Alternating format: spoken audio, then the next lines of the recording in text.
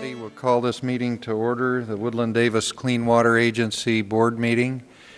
And we have a majority of the board present, and we'll adjourn to closed session.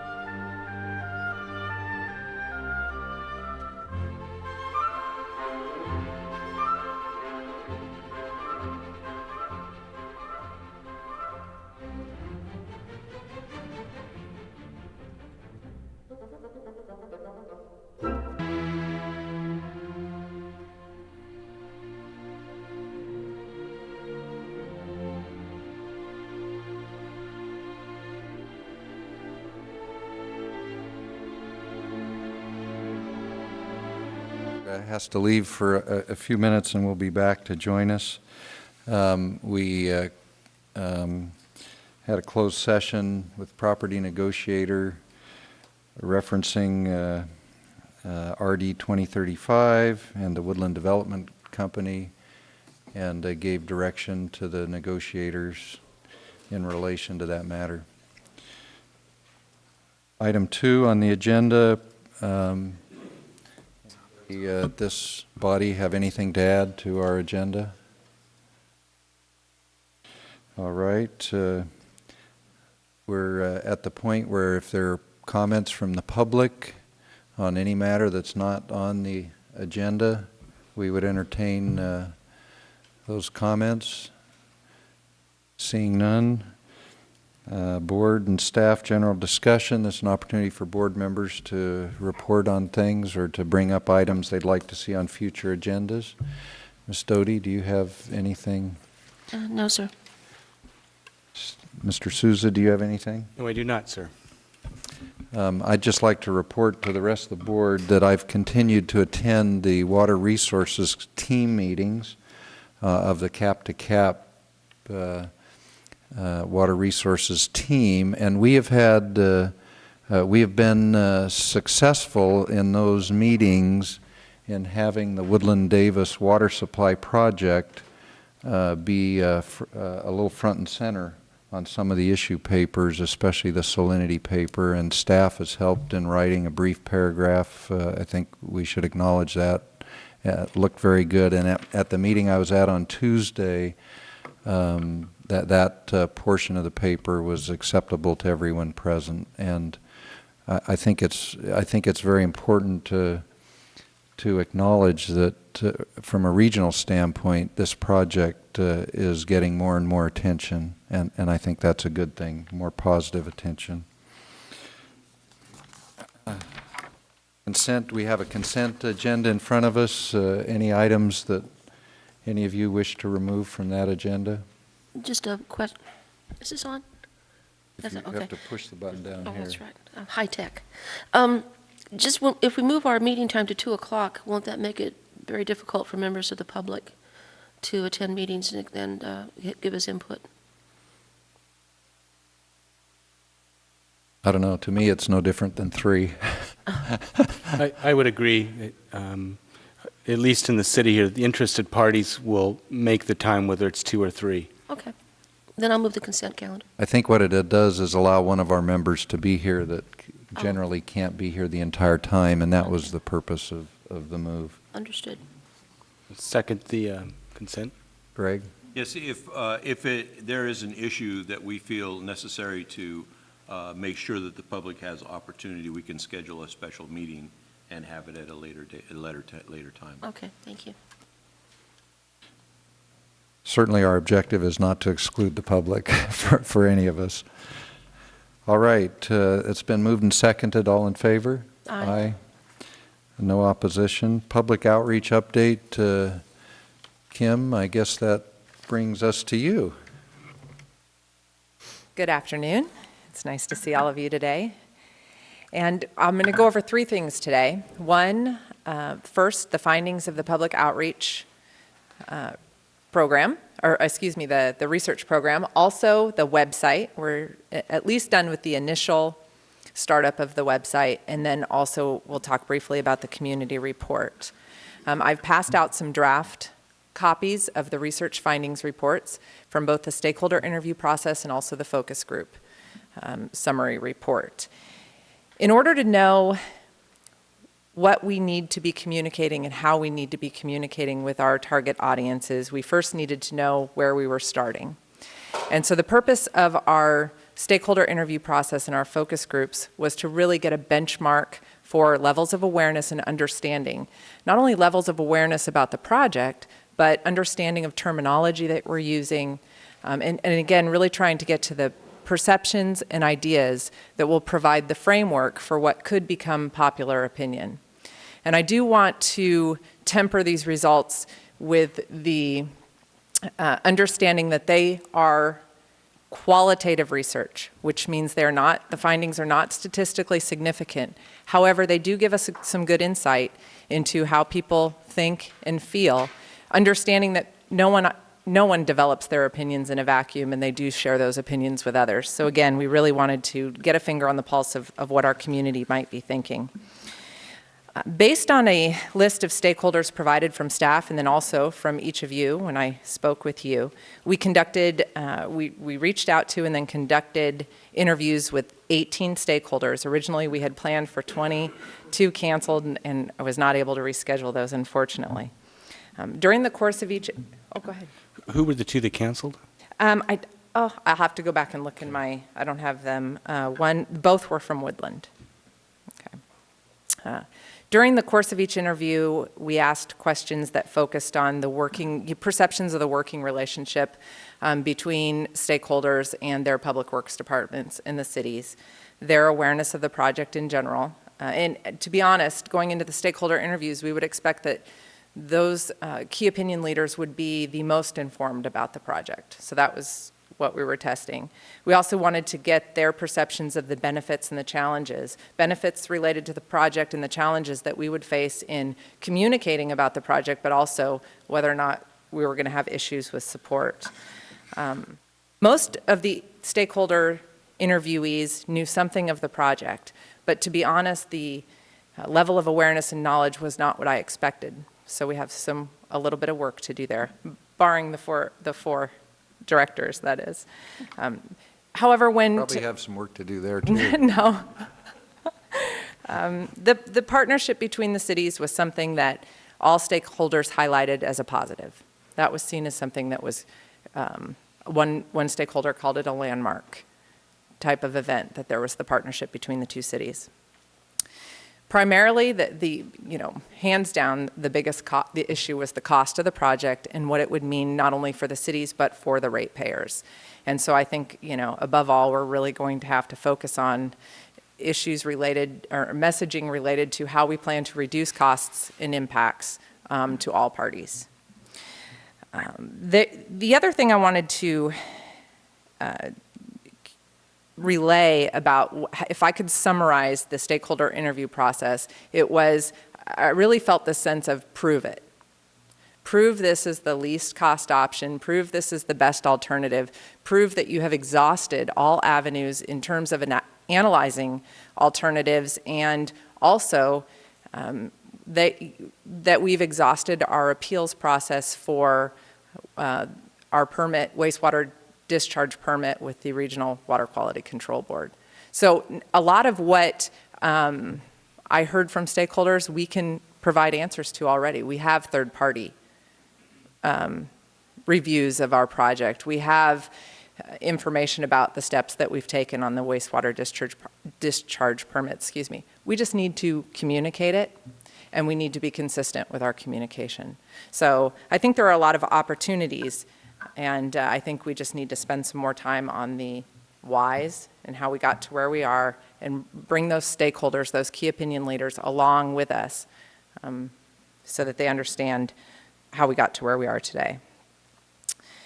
The focus groups, now the city, we only had enough resources to conduct about half of the focus groups that we wanted to conduct this round. But the city of Davis had done some focus group research in 2007. I looked at those results. I found that some of it was probably still applicable and relevant. So we focused on the city of Woodland for this first round of focus groups because they had not had the benefit of having that type of research done before. So we did 3 focus groups. It involved a total of 30 Woodland residents. 2 were for those who speak English as a first language, and 1 was primarily for those who speak Spanish as a first and primary language. And those were conducted in February and early March. We tested in the focus group the perceptions and knowledge about the current water supply and sources. And what I found was interesting, most residents think that both cities are already using a combination of both surface water and well water, groundwater. So that was interesting. We also probed for their concerns or their level of concern for the reliability of the water supply.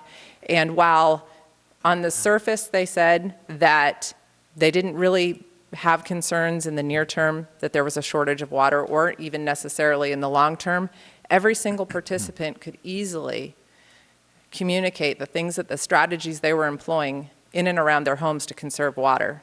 So that's an interesting dynamic. It probably speaks to the fact that Woodland has done a great job with their water conservation education, but also there is a consciousness about the need to conserve our resources. I would say, in alignment with the stakeholder interview findings, cost is a primary concern for residents, ratepayers, at least from these focus groups, in relationship to this project. But I think the benefits that they see, the safe drinking water and better quality water is a big point. Many participants talked about the costs that they incur from having to replace quite frequently their water using appliances. And in one focus group, we had a gentleman who said he replaced his water heater every few years. That's a huge cost. They talked about replacing coffee pots and coffee makers. And so at any rate, I think that the benefits will, if they know about them, will outweigh their cost concerns. But I think we need to fully, sorry. I would just say that I would think that this is a key component of the outreach. It's that cost component that seems so high, but if you offset it with the reduction in cost, not only from the simple things that you just illustrated, but some of the more long-term things, just the plumbing alone, right. Landscaping, just innumerable things that if you add them up and you were to compare what is the savings versus what is the cost, I think you're going to find there'll be some offsets that would be well worth making them upfront when it comes to the cost discussion. I think we need to be very upfront when it comes to the cost discussion, and part of that is because the known is less worrisome than the unknown. And when we're talking about, future water rate increases and we're not giving the framework for that, will they double? Will they triple? What does that mean? How will they be implemented? At what percentage will they be increased? If people don't understand that, then they fill in the blanks with information that's probably not correct. So again, the knowing up front that we will be gradually ramping up rates so that there will be a benefit because of it is not going to be an easy effort, but it's much more honest and in the end will be less challenging than if we aren't clear up front. So, well, that's a summary of that. So we'll be taking this information and we will be using it to analyze our initial public outreach plan and make sure that we're on point given the findings from the research and preferred means of communication. You have interestingly enough, in Woodland, we did some other research in Woodland for another issue, and 75% of the people who are responding to online surveys have Facebook pages. So now, granted, they have access to the internet, but it's interesting. So we'll be looking at those preferred means of communication and evaluating those in relationship to our project and also our key messages. Chair? Yes. I would imagine you compiled most frequently asked questions, and I that did. those most frequently asked questions would be a great page on the webpage, because they're going to be the questions that you're going to hear over and over and over again. And within that focus groups, maybe you played some answers and found some answers that actually resonated deeper than other answers. We did test our key messages, and what we found was that water quality as a term was a little nebulous. People didn't really understand what that meant, but that doesn't mean we want to throw that baby out with the bathwater. We want to define water quality for our stakeholders. Safe drinking water was something that was well received. Infrastructure was a good message. Everybody gets infrastructure, and especially, in Woodland right now, they can see the water tower being constructed. They understand that their rates are helping to finance that, and that's a good thing. The regulation issue, they wanted to know what regulations, why, who. That wasn't as influential to them as the safe drinking water and the infrastructure messaging. But again, it's something we know now that we need to do a better job of communicating in simple terms.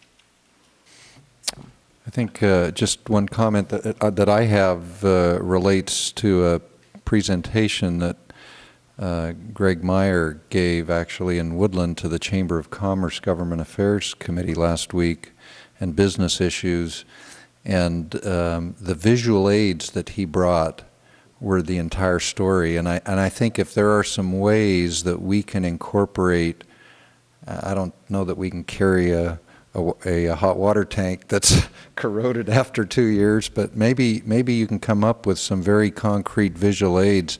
And I think it's tremendously important that in this outreach process that in both cities that we extend ourselves to the business community, to the clubs, to everywhere else, that we make it very clear that we would like to have an opportunity to come and present to them. And maybe that's already happening in Davis. I only really keep tabs on what's going on in Woodland, but I think that needs to be a very important part of this outreach. And if we could take the visual aids with us, I think it would be very, very beneficial. We certainly can, or if not, have some very good pictures, because you're right, pictures, visual aids speak 1,000 words. Does the subterranean infrastructure deteriorate more rapidly with our well water than it does?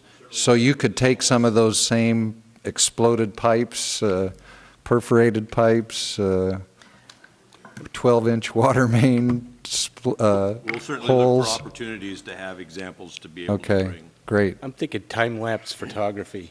Brand new water heater, wonderful looking coils in it, and show it after 5 years, 10 years. One of the things we could do is take a water heater that's been calcified and clean it out and put the calcium chips in 5-gallon buckets and put a row of 8 buckets out in front of you saying, that's what was in your water heater. That's why you only get a 3-minute shower.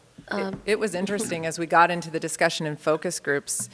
Some participants were explaining how they fixed some of the problems in their homes, and you could see the others taking notes. They all had those issues.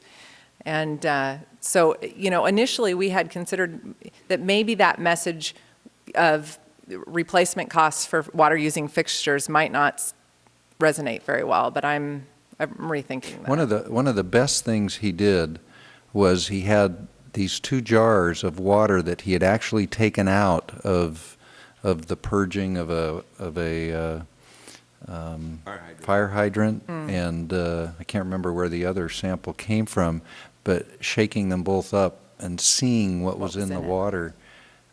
People are concerned about water quality, and that was just, it was kind of like you saw all the eyes in the room go, wow.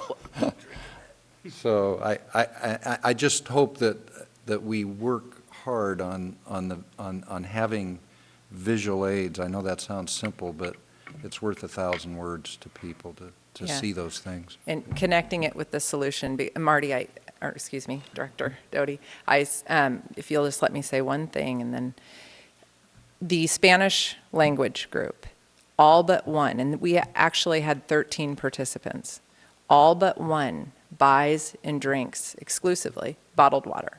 They will not drink their tap water. They are concerned about the safety, and some of them go so far as to cook with it. So when we really need to make the connection to the benefits of this project. Good point. Mr. Chair, a Yes, couple of Marty. things. First of all, if you'd like a water heater, I have 4 in my basement that I can't get out without a block and tackle because they weigh so much. Yeah. So you're welcome to any of those that I've replaced over the years. And secondly, I would like, I noted in one of your comments here about the environment, the disconnect between the concept of removing water from the river and yet not really caring about what you dump back into it. And I'd like you to, us to highlight that, because that's, I don't know if it's an ingrained hypocrisy or if it's simply being overridden with the cost. Well, I think that for those who are not supporting the project, the idea that this project will somehow negatively impact the environment might be a good message. But on the other hand, at the same time, those same individuals are saying, why don't you go before the Regional Water Quality Control Board and appeal this wastewater discharge permit level? We shouldn't have to be subject to these requirements. It was a very interesting But dynamic. the extension of that is that, why don't you see if you can continue to get away with it? Yes, And because I'm we sorry, don't, that's the because wrong it's a thing, that's cost. the wrong But approach. if you peel away the layers of the onion, it really comes back down to the cost issue. Right. I mean, that is at the heart of, and we will find other things, but the heart of the issue, I believe, in talking, at least with the research we've done so far, it's cost.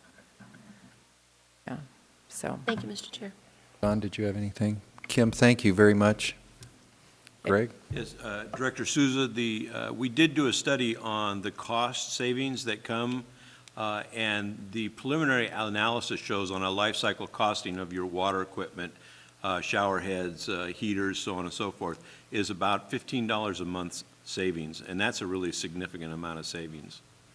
You didn't add into that if you have water softener service. Yes. You added water softener service? Because I know. We took water softener service and your own water And your own softeners water. and kind of put that all out there and did a life cycle costing on the process, and Because the it service will averaged cost out you. to about $15 a month. Yeah, service will cost you anywhere between $25 and $30 a month just in the service. Right. But that is good. All right. Thank you.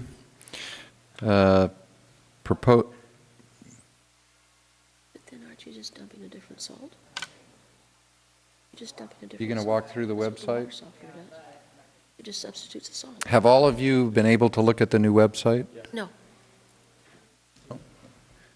Okay. Are we going to put it up? There you go. You're up. There we go.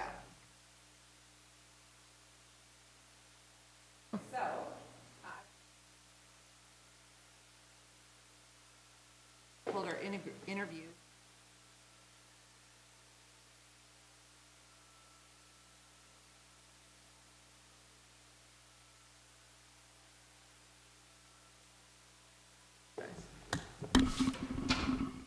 So this was launched Monday or Tuesday of this week. I'm losing track of my days. But as you can see, we have this word high-quality water supply on the homepage, so we are going to be working very hard to define that for people. We've tried to break it down so that it's very intuitive. We want to teach people, of course, about water supplies. We have 3 different sections where we go through what comes in must go out, trying to make the connection between the high salt content in the source water to what's happening with our wastewater. And we have definitions of groundwater. And then Wes Yost has a terrific graphic designer, and he was able to, there's the toilet connection. That's always so great. But we have the same, so that's how we currently get our water, and then you can click down here and find out if, once the project is online, how our water will be blended for higher quality source. So we also talk a lot. You can't talk about our water without talking about the safety of treated water, and we will add some documents to this as we go along, because we are hearing things, especially as it relates to pharmaceuticals and other EDCs, is that correct, in our source water. Also, water conservation. I did hear from stakeholders along the way that if we would only conserve water, we wouldn't need this project. So we really need to make it clear that conserving water won't improve the quality of the source water. It will help us extend the lifespan of our resources, however. For the project overview, this is a graphic of the Sacramento River, which was nice. So we just have the project details, trying to break down what we mean when we're talking about an acre foot, so that makes it more easily understood. And then we get right to the project costs. What we haven't really addressed here yet are impact to rates, but we will get there eventually. FAQs, and Director Souza, we need to populate this page. We are looking currently right now not only at what we heard in stakeholder interviews, but what we've had in past documents and what needs to be updated. And then we have a doing business section, and this would be, of course, for those who would like to contract with the agency. News and events, that's pretty self-explanatory, but these photos up here are called hero photos, and we'll eventually try and populate that with local photos from Woodland and Davis. Now, the board of directors, we will be adding photos of the board per a suggestion by Director Marble, which is great. And we may at some point ask you all to dress up for a meeting so we can get a group photo. I'm not ready.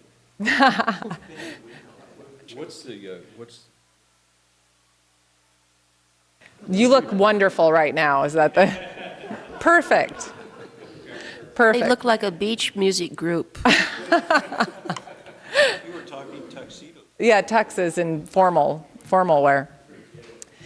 But this was added. We actually had this all on one page, and then at the recommendation of Director Marble, we broke it out so that when you went to the board page, you could easily click on board members and then find out when the meetings are and the agendas. This is kind of neat. We will, to save space, you click on this and you can expand and close that view. Let's see. We have the documents, which, we have many things we can post here. And what we have posted right now is in direct response to some of what I heard in the stakeholder interviews. Don't you have, you need a third-party analysis. You need to think about the environmental impacts. What project reports have you put out? So we'll continue to add to this as we go. Resources. These are our partner agencies, other area organizations, and then, of course, water conservation is a big part of that. And then contact us.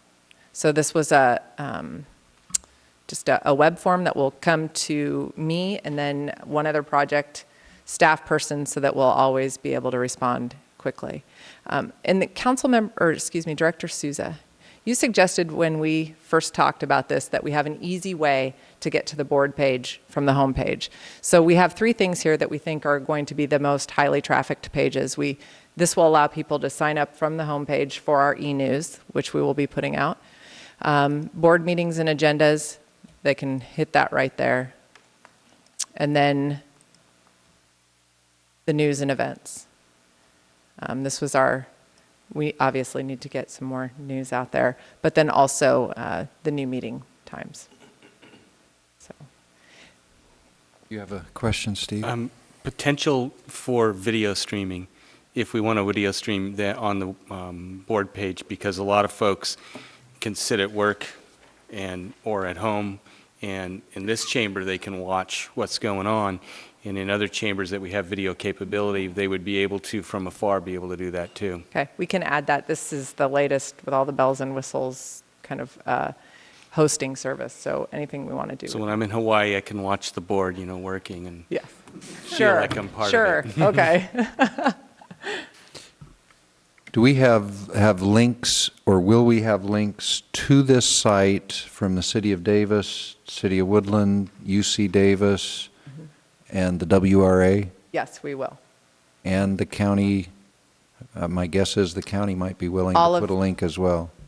All of these, we will be approaching all of these agencies. Okay, to have them linked to this site. And second question is, I don't know if it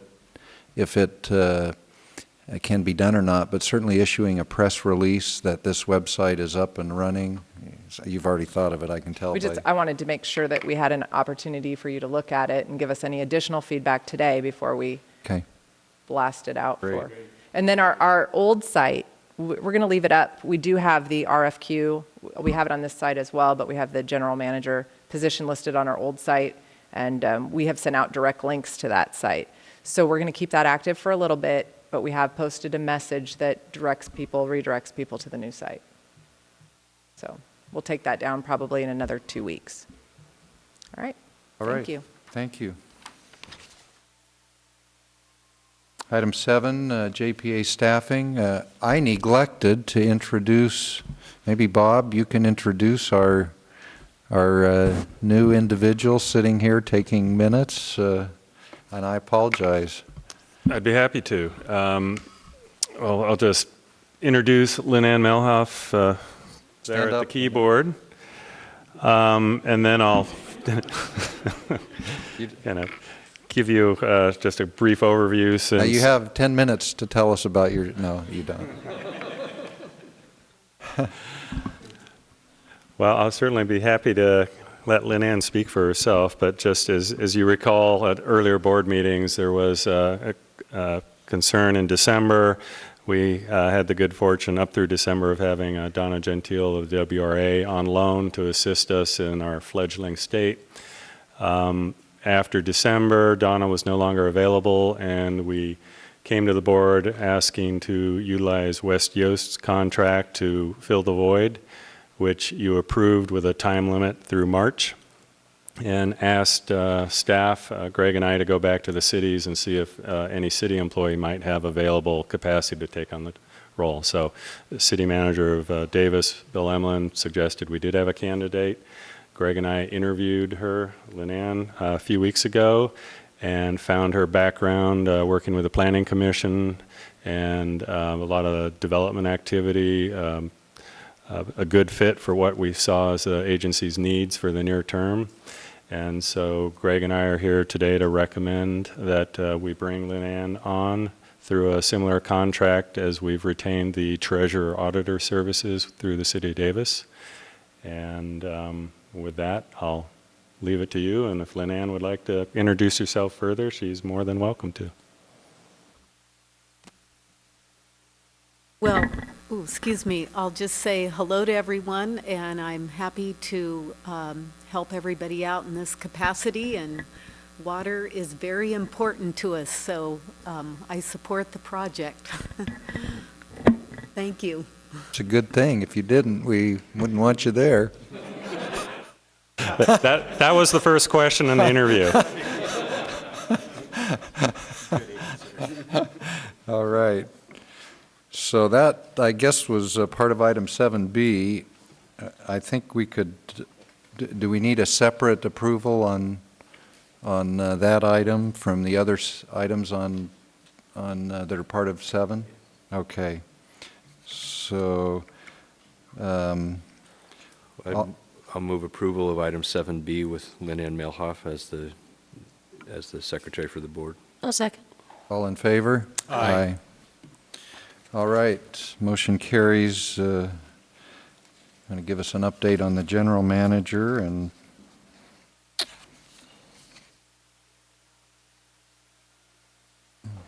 Good afternoon. I'm Dick Donnelly from Woodland Public Works, and I'm serving as the agency's basically focal point for the process, for the general manager hiring process, advertisement as well. Just wanted to fill you in on where we're at today, maybe by going back a little bit. In December, the board considered and approved the staff recommendation to go contract for the general manager services for a number of reasons. Partly because we didn't want to get into the business of maintaining agency staff and the expense and and the background support that would be needed for internal staff at this point. Also, we anticipate the position to be part-time, at least for the beginning. In January, we established the ad hoc committee, which is Chair Marble and Member Souza, for this hiring process. What I did in the interim was created a job description for the general manager, as well as a request for proposal for the general manager services for people to consider. We were primarily targeting folks that not only in this business, but possibly folks who've been retired from the business who might be interested in a part-time position in a contract arrangement. On February 22nd, we issued that request for proposals. It was advertised in several venues. I fired it off to the group of consultants who've listed themselves as interested in consultant work through the City of Woodland, the vast majority of those who are also certainly on Davis's list, and there were approximately 150 of those. I also advertised the position through the American Public Works Association, the American Water Works Association, the Brown and Caldwell Water News, as well as a new website called mywaterplantjobs.com, which is specifically targeted to this arena. That total expense was about $700, so it was well worth it. We've only received to date about 5 formal responses, which has surprised me so far. But I do anticipate that this is the kind of thing that people do wait a little bit of time and get them in by the date, typically gathering as much information as they can if they're really interested in the job. I'm not sure we don't have some candidates in the audience, but who might be interested in seeing what this agency is about before applying for the job. I know there's been a lot of expressed interest. It'll be interesting to see just how many people turn that into a formal application.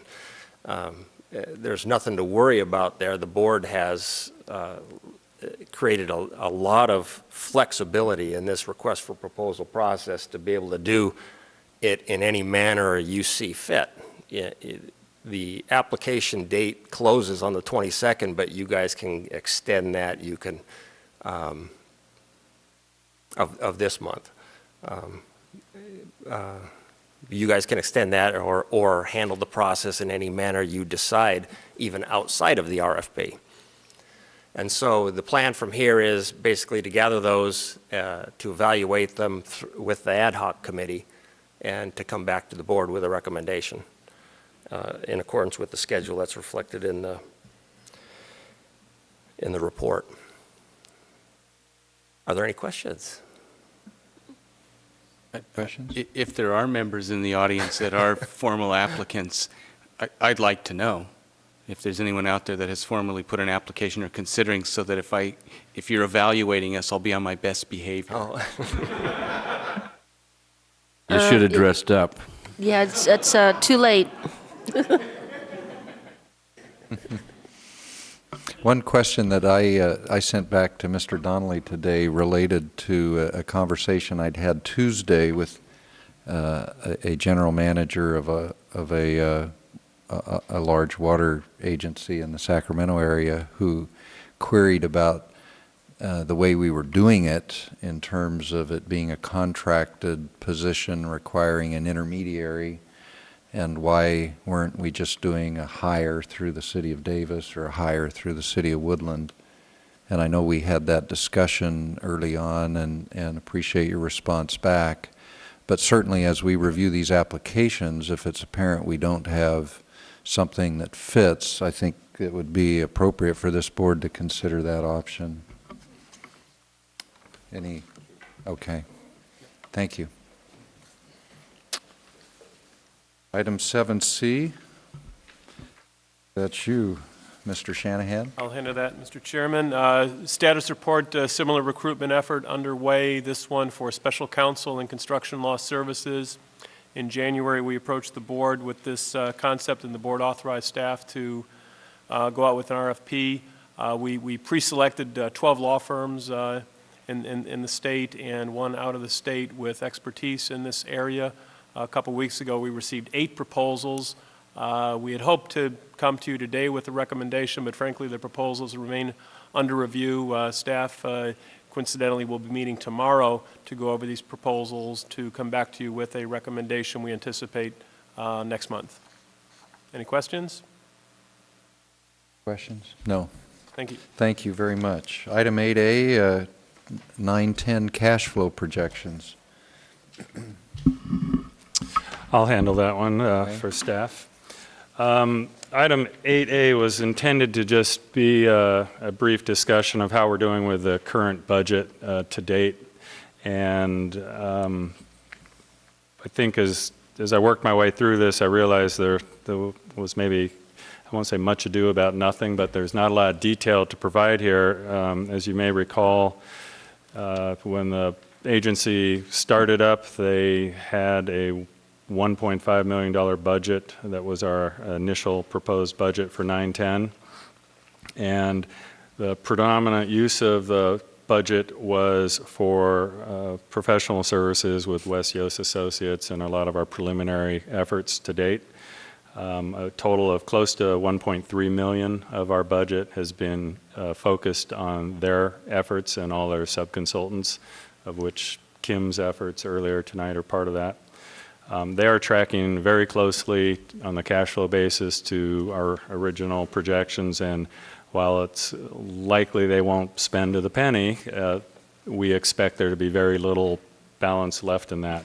And in fact, the subsequent item on the agenda today will be the next phase of their work, because the current phase of work through West Yost only anticipated work through the end of this month predominantly. There'll be a little carryover, but not a lot. The next largest component of our budget was for legal services and legal counsel, BKS. So they're also tracking very closely to the original projections. And then we had some fairly modest amounts for administrative services, general administration, et cetera, which are generally geared towards putting on these meetings. We've spent some funds to set up the website. We've spent funds in advertising the general manager position and things of that sort. So of the $1.5 million budget, we don't expect to spend it all at this point, but we're talking about $10,000, $20,000 is our current guess of what we might not spend. So we're essentially going to have no carryover budget into next year. We had hoped that perhaps we would be spending a little less than we anticipated, and we'd have a little bit. But as you might imagine, as a startup agency, we didn't think of every little expense we might have from the get-go, and so we are going to be fully utilizing the current fiscal year budget as it now stands. So that was really more of a segue into item 8B, and if I may, I'll just walk right into 8B. 8B is intended to be just a very broad brush overview of a proposed budget for next fiscal year. We're bringing it to you today because we want to get some input from the board, more detail you might want to see, specific tasks or issues you would like to see itemized out of the budget, or the level of detail you'd like staff to get into when we come back to you in April with the specific budget with a recommendation for an action. So the basis of the staff report, you can see that provided a little background and highlighted four specific elements that are requirements contained in the founding language of this agency. The first one is an item that says we are required to break the budget into 3 primary components: capital, fixed, and variable cost. At this point in the project, we really don't have fixed cost. Ultimately, when we're up and running and water is flowing, we will certainly have a plant and we'll have fixed cost at that point.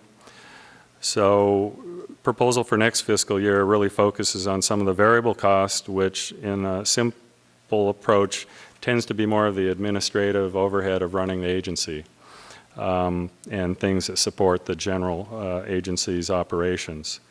capital costs are essentially all the things we are entering into contracts for, and predominantly with West Yost and other professionals that we may engage. So that table at the bottom of the first page of the staff report, in a very rolled up fashion, obviously, just breaks it into those three components as required. The second item on top of page 2 is it discusses the agency's desire to include a cash reserve as part of the budget. Staff has talked about it, and given the activities we anticipate occurring over the next fiscal year, we didn't see a huge need for a large capital reserve, but we wanted to populate it with a dollar figure because, again, as a new agency, we're certain there will be things that will come up we didn't anticipate, and some of the dynamics as we get into the project may affect the timing of when things occur. So we're recommending at this point a $100,000 cash reserve that we'd like to populate immediately.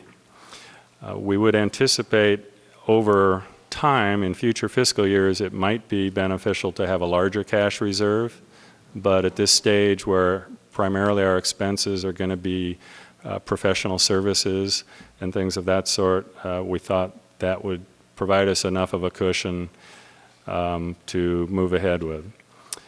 I do note in the report that a couple of things that could potentially affect that have to do with right-of-way acquisition. At this point, we're not anticipating major right-of-way acquisition expenses next fiscal year, but as you noted earlier, there are negotiations going on, and depending how those play out in the timing, we may very well have to come to the board and suggest a mid-year budget adjustment if we have to acquire property and spend money this year. The third item speaks to a payment schedule, and this is an important issue for both communities. You know, the issue of do we write a check right up front in July to populate the JPA budget, or can we develop a payment schedule that would allow the communities to make quarterly, semi-annual payments, something that would fit in with the city's cash flow and the universities for that matter. And while we haven't at staff level agreed on what would work best for each of our cities, it's an issue that we'll be taking to our financial folks and looking at it. For ease of processing, the agency's treasurer suggests, and I completely agree, that we don't want to be billing the cities on a monthly basis. That just creates too much administration. So we're hoping quarterly or semi-annual contributions would be adequate to work for the cities and maintain a balance for our cash flow needs with the agency. The fourth item has to do with the requirement to provide a forecast of each member agency's obligations for the subsequent 4 years, essentially looking at a 5-year window.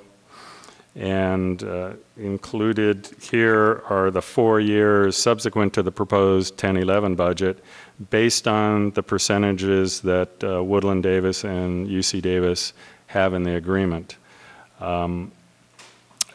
Didn't break it out in great detail because the requirement wasn't to do that.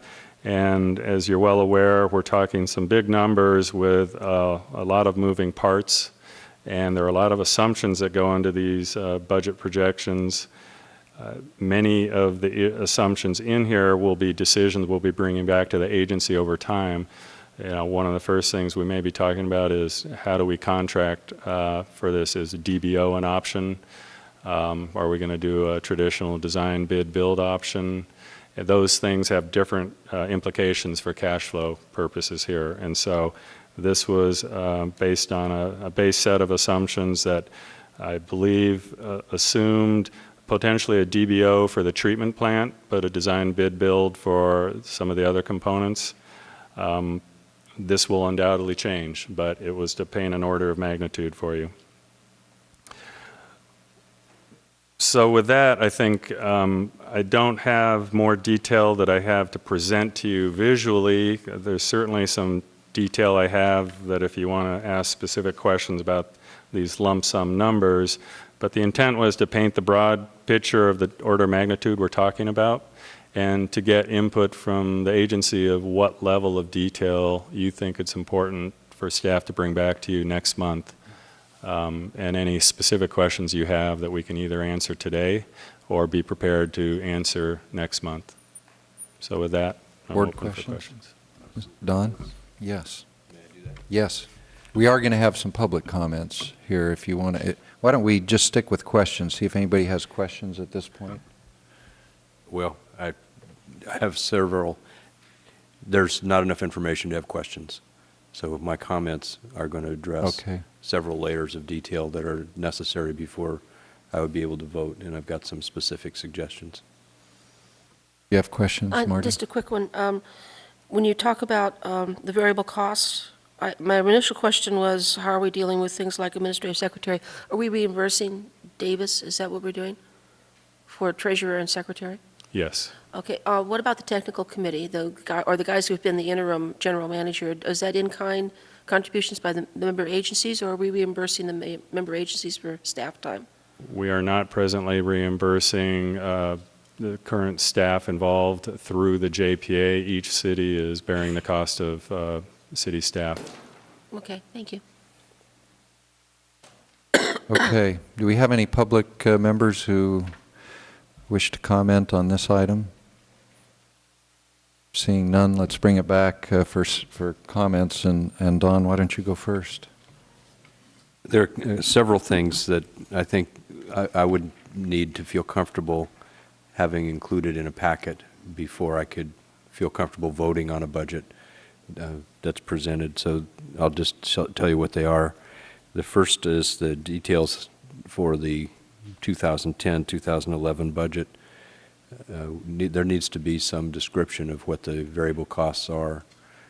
And that description, I would hope, would have as simple as personnel and operating expenses, some breakdown, and that should be what we adopt, not something. And Bob, I'm not interested in seeing it necessarily at this point. I just want to say that in order for me to vote to approve a budget, there needs to be a budget to approve, not a snapshot of cost categories. Second item there is that, and that's for capital as well as for variable cost. One of the things that is a pitfall for us is, as we look at a project of this magnitude and this many moving parts, is being able to track changes. So we need to have some real clear documents on budget, scope, and schedule that we're tracking. And the schedule is looking reasonable. We can track that. And the scope, we have a pretty good fix on, but that changes. The budget has to be tied to scope that we can understand and is a document that we approve on a regular basis and monitor. So we need to have budget, scope, and schedule very clear for us all so that we can track this and report to our bodies and to the community. So I advocate for having details on what capital costs are anticipated in 2010-11 that are included in the almost $5 million item here, and what variable costs are. For reserve policy, I think that we should have a stated reserve policy that we adopt when we adopt the budget. That policy should be specific as to when we have an operating reserve and when we are setting aside capital reserves, and there should be a very specific explanation of what's allowable expense from those reserves, the categories, items that we would want to have to expend. I don't have a problem with having a reasonable reserve for operating funds for the project, for the agency, but I want to be specific as to what that is when we set out. When we have the breakdowns for the 4-year projections, well, we're only showing the agency totals, and I think that breakdown should include fixed, variable, and capital cost as well, including some amount of breakdown so that we can see what the major components are. It's good to see what we are projecting for the agency participation amounts in the 4 years after the budget year. We should also see that for the budget year. So the 2010-11 agency shares should be included in this 5-year projection so that we have the full 5-year window and we know what we're expecting, not just in the 4 years after the budget year, but the budget year as well. And that's all I got to say about that. Good. You have a question, Bob? Just one question for the agency. Certainly the comments that Director Saylor made or will respond to, as far as the reserve policy statement, I imagine the City of Woodland as well as the City of Davis have a reserve policy statement of sorts. Would there be interest in having staff take a look at either or both of those to see how appropriate they would be to use for this agency as a starting point? From my perspective, that's a fine starting point for the operating reserve. But this is a different agency. It's a JPA that the two jurisdictions participate in. The City of Davis budget reserve policy has several components, and it has a policy for the use of the different components. In this case, we have operating expense and capital expense. So there could conceivably be two reserve amounts, potentially, if that's what you're going to recommend to us. And there should be specific language, I believe, that we should adopt on what the reserves are intended to be used for in the course of a year, and it'd be a budgeted item. Because, the reason that all these comments are being made, obviously, is that we represent our two councils, and we as individuals need to be able to report back to the council as a whole how our financing is working here. And so, thank you. Great, thanks. Yeah, and I assume you'll also have some statement in the budget as to the payment schedule from each of the entities. Yes, that's Right. our intent, to make a recommendation for that. Questions, Steve? Well, I think most of what Don just said is very prudent, and I would sign on to almost all of it. But I would add, I would like to have at least quarterly updates as to where we are, so that if we're not going to do it on an ongoing monthly basis, at least to check in to see how we're doing with the budget, and are there any surprises that you've seen? And in particular, since I would agree we have to have reserves, and I would agree that they should be in two arenas. You're proposing one for administrative purposes and the other for potential right-of-way purchases. And I think that particular aspect, you don't know when that may occur. And I think we have to be prepared for an instantaneous great offer for a right-of-way and be able to purchase it, and you need to have the money available for that purpose. And then I would also, let's see, what was the other one? A payment plan. I also agree to that we should do a quarterly payment plan. And I think those are the three areas that you really wanted comments on. Stody? No, I agree. I think quarterly's a good benchmark. I think probably both city managers would agree with that. What you're showing here mainly is revenue side. I agree we should be showing the expenditure side so we can track it. I think enough detail is probably at fund level. The personnel, you probably don't need to break down benefits for us and things like that, but certainly more detail than you have here. At present, we don't expect to have direct personnel costs because that's not the way the agency's set up at the moment, so. Understood. That was an example. I think my only additional comment is I'd like to see the budget going out a little farther than 5 years. I know in Woodland, and you may be doing the same kind of a thing, we're trying to look at 10-year based budgeting, and I know this project has some large cash outlays. I'm not clear in my own mind what year they end, so if there's some way of showing that going out another 5 years, even if it's condensed, and I do recognize that a lot is subject to different things early on, but we ought to be looking, in my opinion, at 10-year budgeting.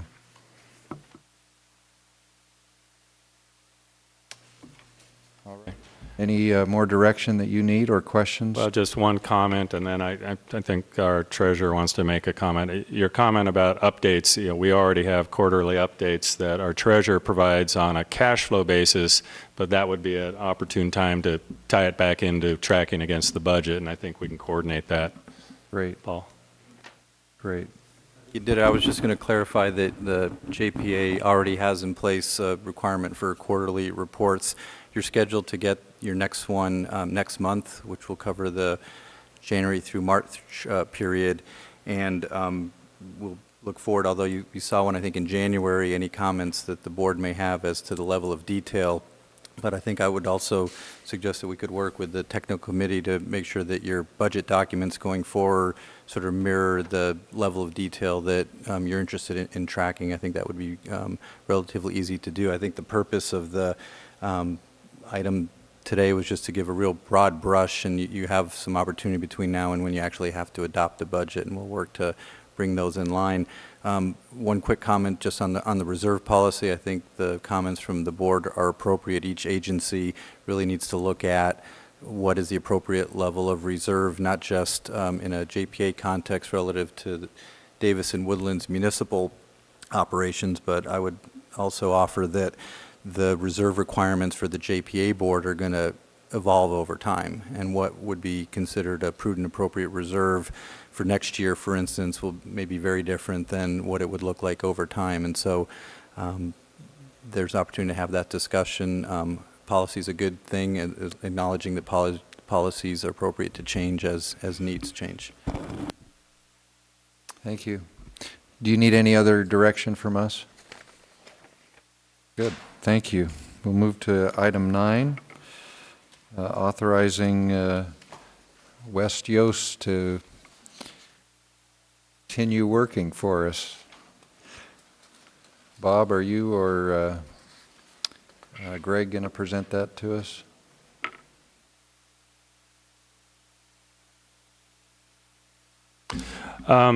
Item 9 is the task order 3, and I've already heard questions about what is task order 3. Haven't we been doing phase numbers? And the technical committee decided to shift to task orders because after the Novation agreement took the West Yost agreement from the city of Woodland and put it under the agency's banner, the agreement was rewritten and referred to task orders for future amendments, if you will. So task order 3 is focused on workload that staff believes needs to be done between the end of March and the end of this fiscal year. We've been sort of going through different fits and starts with the West Yost contract with small amendments a few months at a time, and we've been talking about the best way to manage that contract and how frequently we need to bring that back, how long a period of time we should be looking for task orders to cover. We decided to do one more task order to get us through this fiscal year, and between now and the end of the fiscal year we would be coming back to you after you adopt a budget for next year with a longer term look at West Yost services for the agency. So task order 3 raised a few issues, and maybe before I get into the detail of their scope, I'll stop.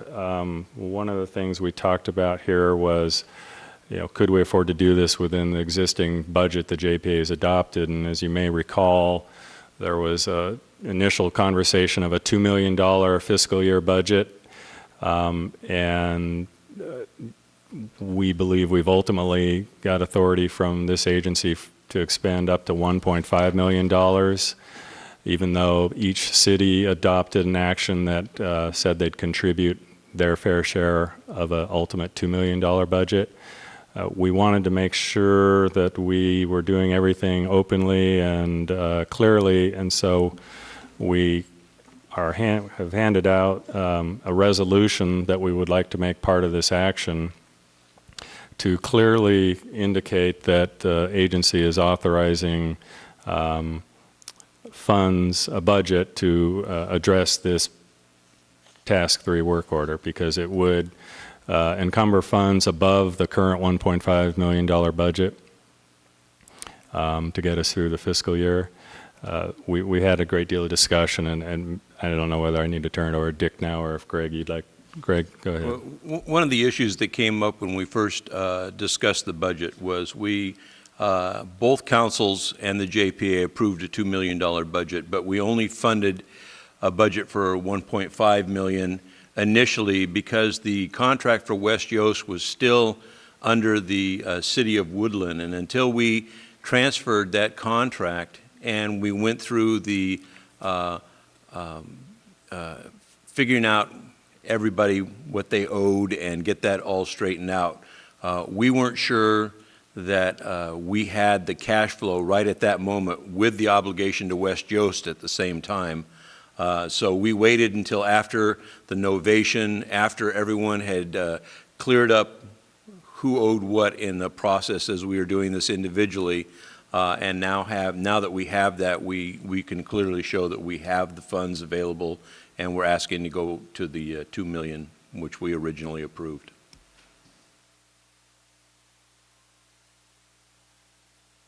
So that's the handout that Greg just passed out.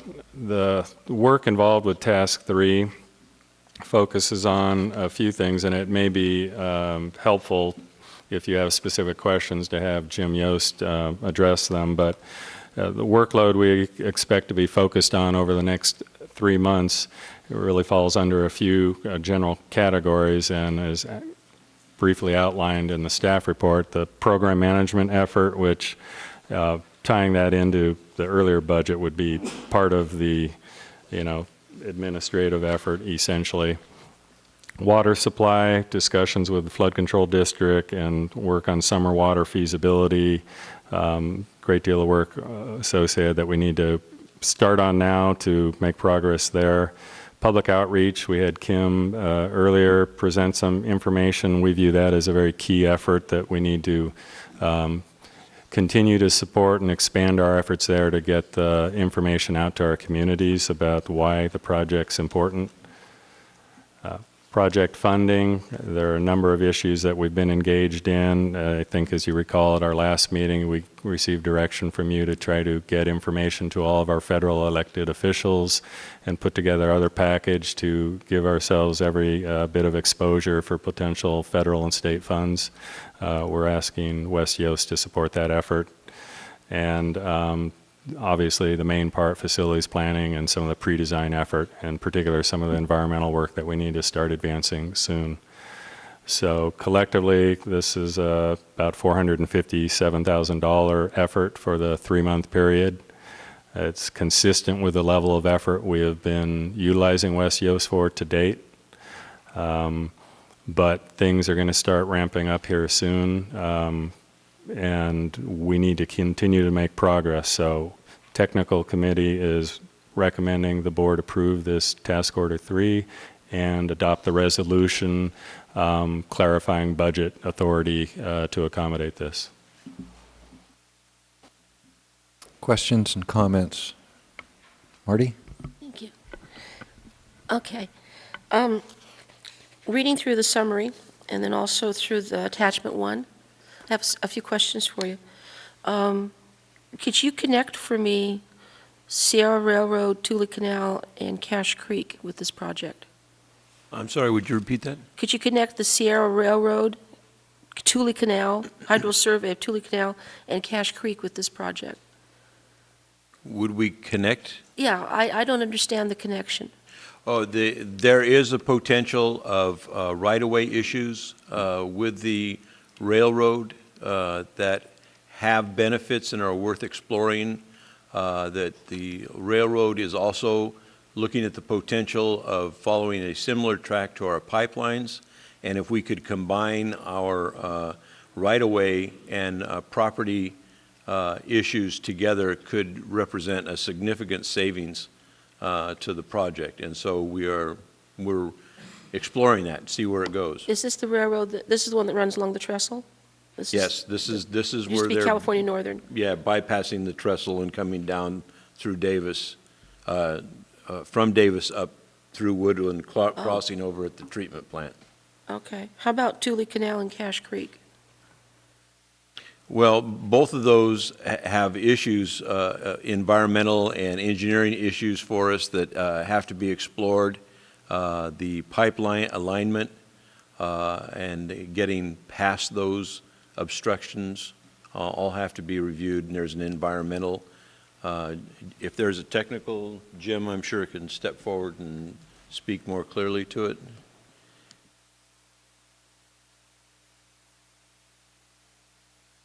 Jim Yost with West Yost Associates. Yeah, the main purpose of the work there is to get survey information on the crossing so we can develop the proposed construction method to cross those and be able to give you a good cost estimate. for Okay, it. so it has to do with crossing these two? Yes, that's Okay. correct.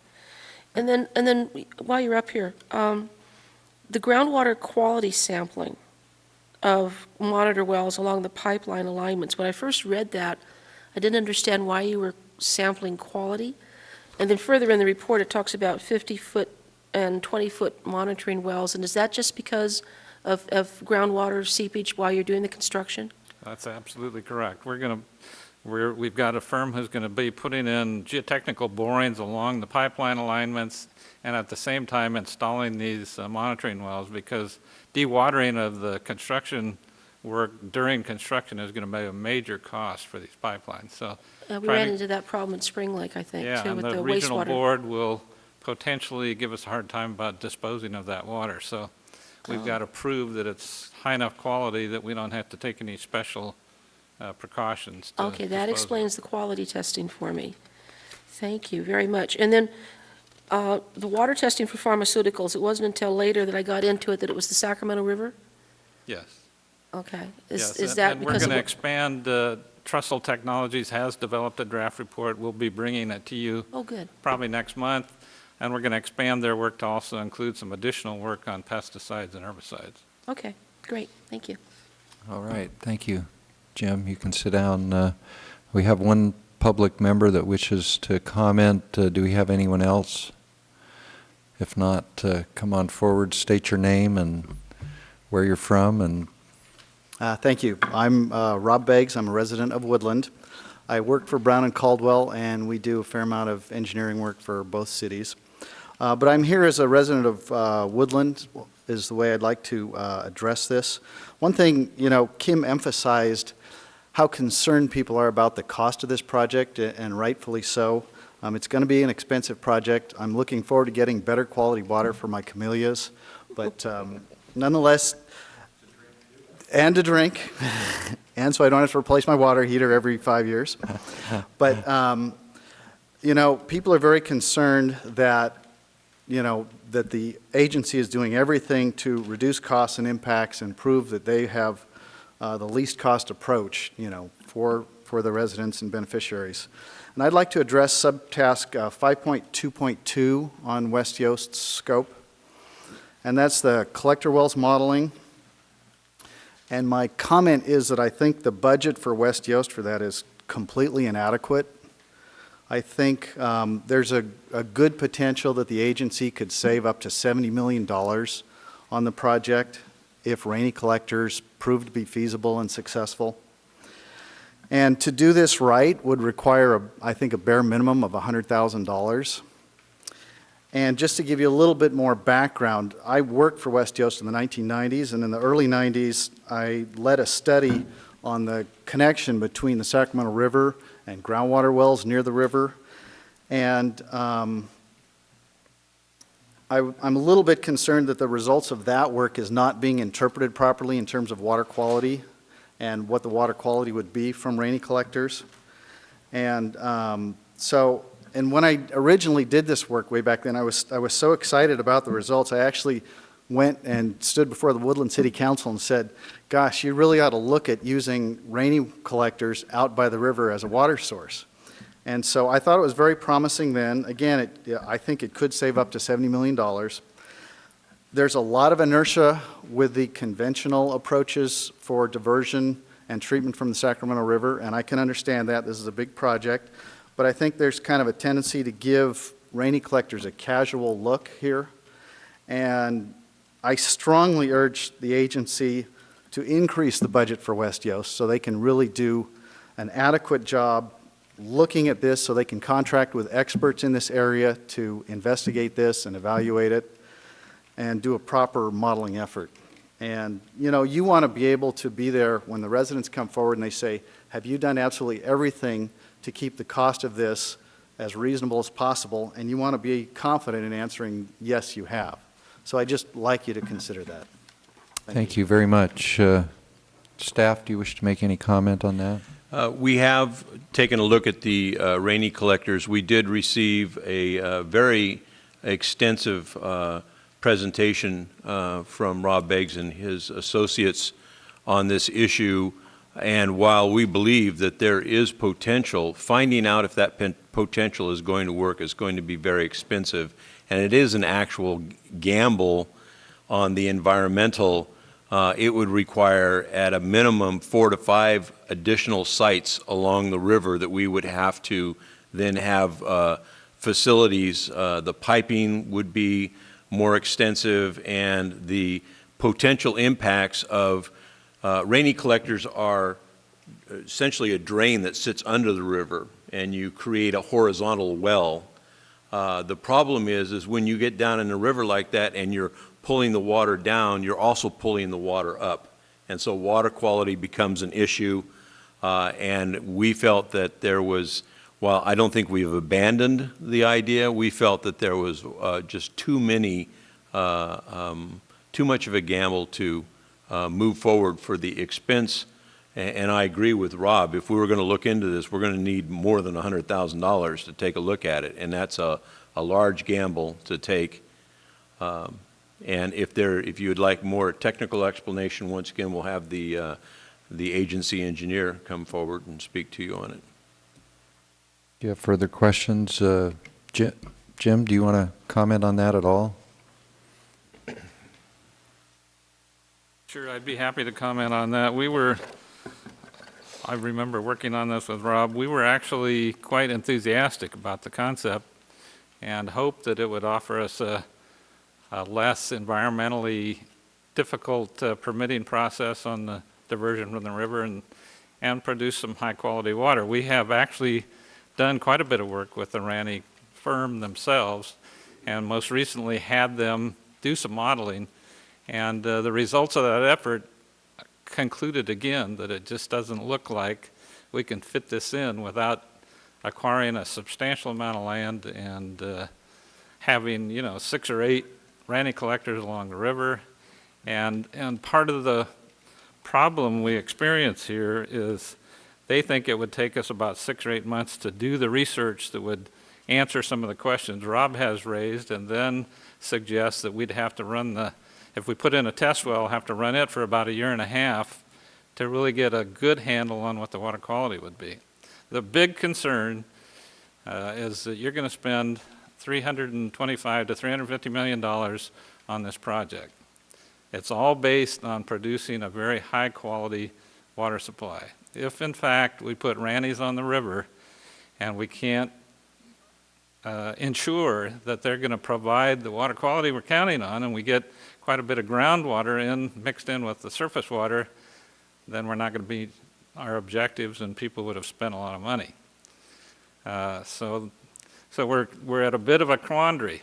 If in fact we could afford to delay for 1.5 years or so and spend $500,000 or $600,000, that's probably what it would take to be able to answer this question adequately.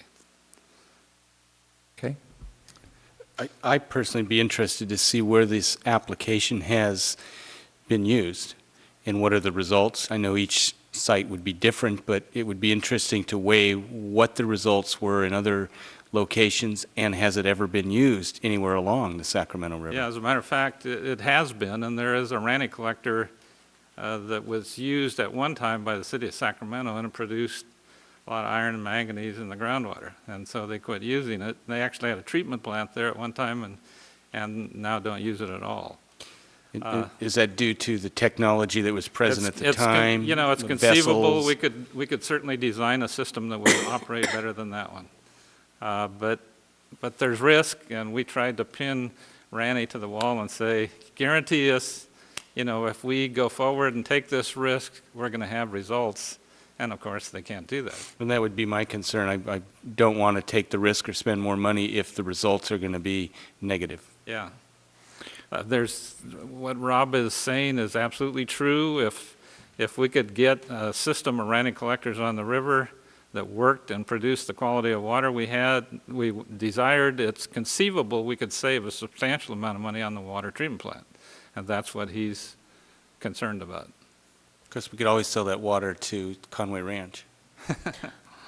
Well, I don't want to cut the board down in comments here. I think Ranny collectors are probably a little beyond the technical scope of this particular meeting, but it doesn't mean we have to abandon it. My suggestion would be that if sufficient board members desire to have further education about the Ranny collectors, that we set up a separate meeting, a technically oriented meeting, and let that information be disseminated there. Would that be acceptable to the board? I have just one question, though. The Why basis... don't we just answer Okay. if that I'm would be sorry. acceptable first to the board? That's fine with me, Sure. and I can just inquire on my own, too. And I might add to that I'd be very happy to sit down with Rob and show him exactly what we've done and get him up to speed on our analysis to date. Yeah, we certainly don't want to exclude something, but I think we get into realms that engineers are better qualified to address than most of us are. Understood about the technicality. Like, I have a lot of questions about where the groundwater is coming from, but the basis of the savings, is that because you're not having to having to purchase or build an intake structure, or $7 million is substantial, but that's not anywhere near the cost of the intake structure, so it's a savings, but it just seems like having to put in the Ranny collectors, several of them, eats up your savings. The concept is that you'd put in Ranny collectors in lieu of surface water diversions out of the river. Right. We have gone through the process. The number of Ranny collectors that we would need to produce the amount of water we want actually exceeds the cost of the surface water diversion. So it costs you a little more money to get the water, but his concept is we could save substantial money at the water treatment plant, and that would offset it. I don't understand the savings. It's coming from the river. Well, you don't have to build as much. What happens is this water filters down through the soil and actually gets some treatment before it gets into the radial arms on the Ranny collectors. And so the treatment that you need at the treatment plant is lessened. You don't have to provide the amount of filtration and so forth. So And would the permit apply to Ranny as well as the intake structure? that is another risk. Folks who have these systems in place have had them in place for a long period of time. It's not clear whether the Department of Public Health would now treat these as surface water and require you to have all these treatment processes in place because of an excursion that might occur in water quality. So that's another risk you'd take. Okay. Thank you, Mr. Chair. Okay. Don?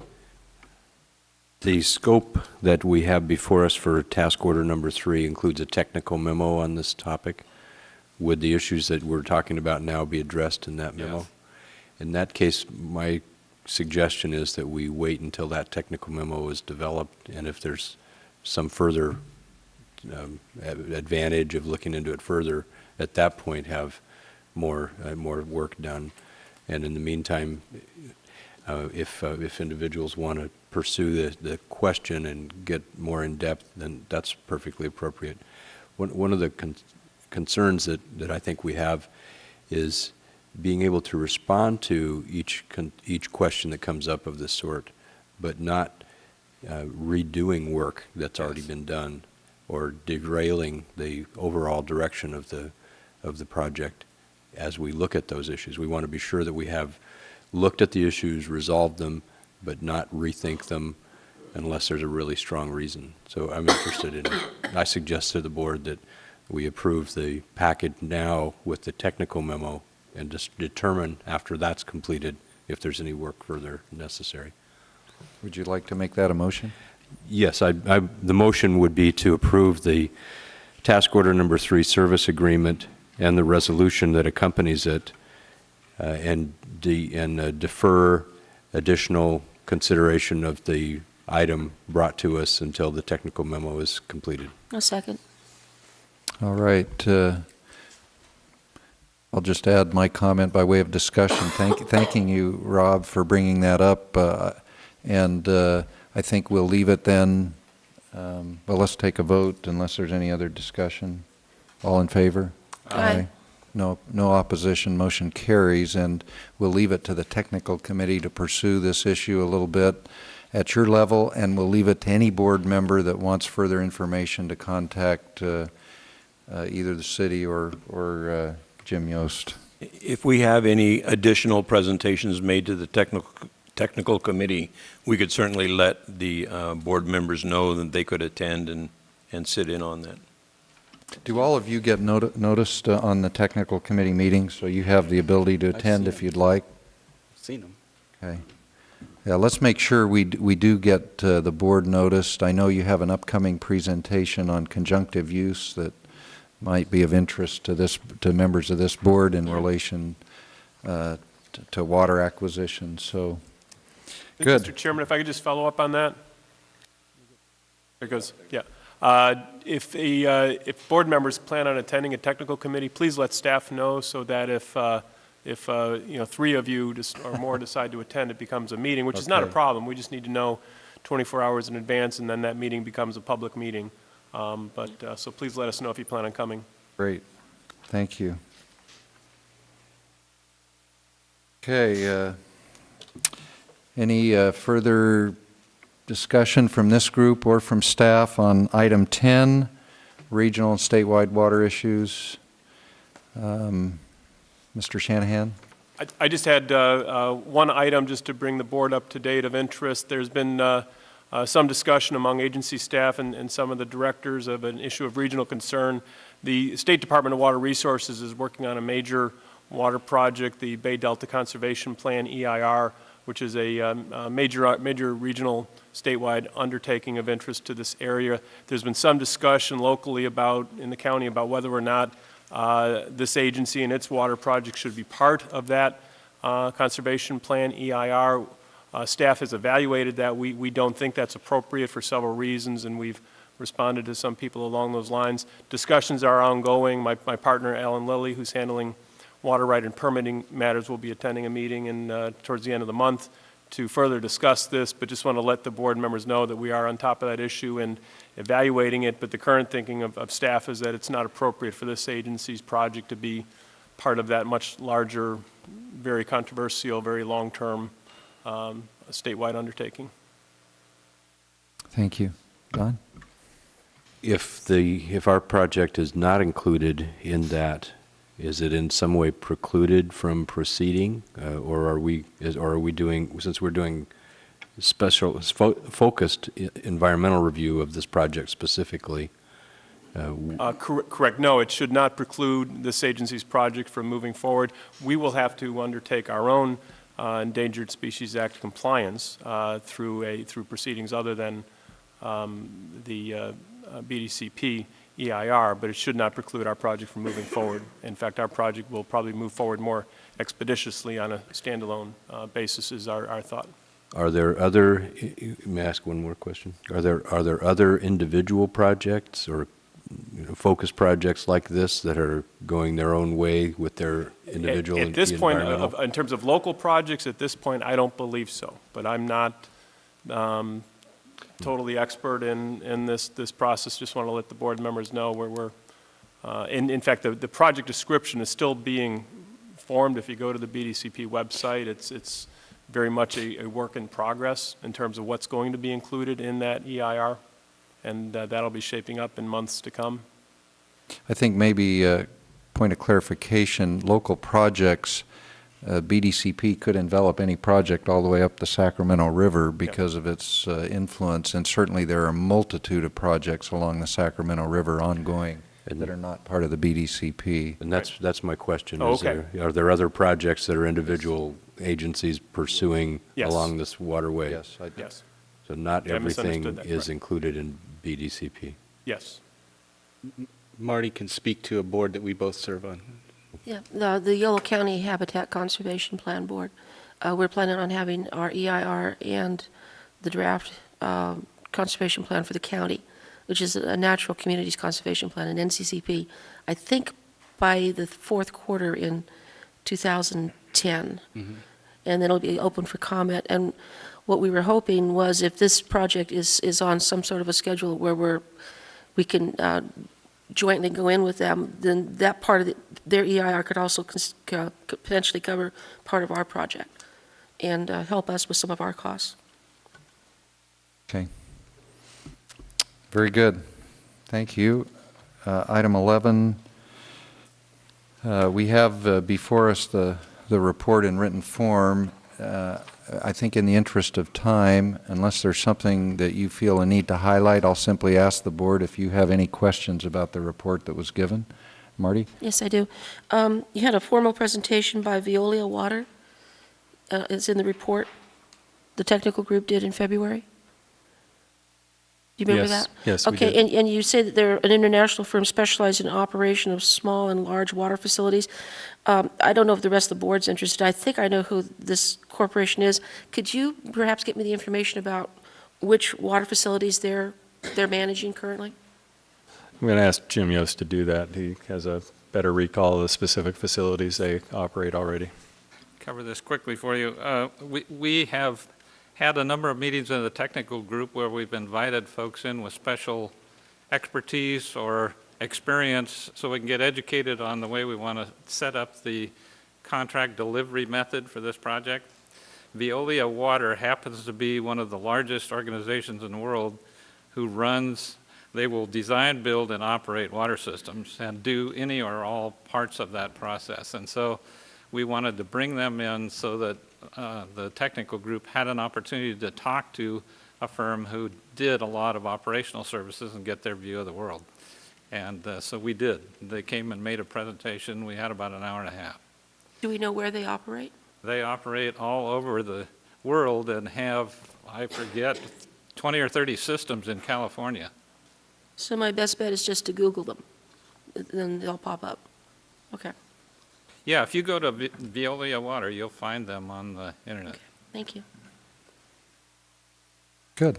Just as a note on these presentations that we have, they're bringing us information on how the contracts are done. In this case, we were looking at operations after the facility is built, what the difference between a design bid build and a design build operate, how that would work. And they're bringing us information as opposed to a sales pitch. Very good. Marty, did you have any questions on item 12? No. Okay. Board has no questions on item 12. We thank you for that report. Before we adjourn, I do want to remind everyone here that Oh, dear. 4 of us are members of city councils, and the League of California Cities has sponsored an initiative that is being circulated throughout the state of California currently that would protect local government revenues. That process now has 750,000 signatures, and another 250,000 are needed within four weeks for it to go forward. And anyone here that wishes to sign that petition that's part of Yolo County after, they could do that with me. A shameless plug. I'm wondering how many he's collected. This is, I got my 267th signature today. All right. Do we have a motion to adjourn? All in favor? Aye. Adjourned.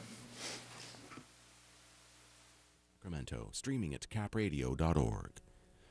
We get support from Robert Shibitani and the International Water Association, bringing California's research on climate change and applied hydrology to the 2010 World Environmental and Water Resources Congress in Montreal.